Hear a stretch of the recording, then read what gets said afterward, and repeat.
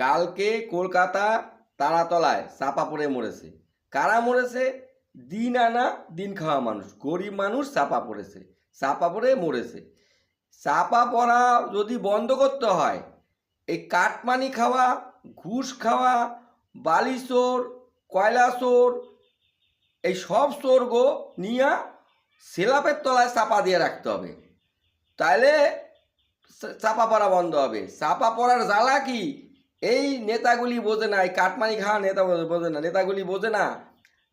আর এই কাটমানি খাওয়ার যে নাটের গুরু নেতা ভাইপো, ওরও ওই সেলাপের তলায় ঢুকাইতে হবে, ঢুকায়া চাপা দিয়ে রাখতে হবে। তাহলে চাপা পড়া বন্ধ হবে, নাহলে চাপা পড়া বন্ধ হবে না। এই নেতাগুলো অতি লোভ, এই কাটমানি খাওয়া, এই চুরি করা নেতাগুলি, এই গরু চোর কয়লা চোর নেতাগুলির বড় লোভ। এই লোভ বন্ধ হবে না, এগো ফ্যামিলির লোকগুলির নিয়েও ওই স্ল্যাবের তলায় চাপা দিয়ে রাখতে হবে।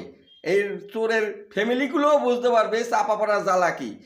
অর্থাৎ সব নেতাগুলির এক জায়গায় ধরে নিয়ে জেলে দিতে হবে না, জেলে না দিয়ে স্ল্যাবের তলায় চাপা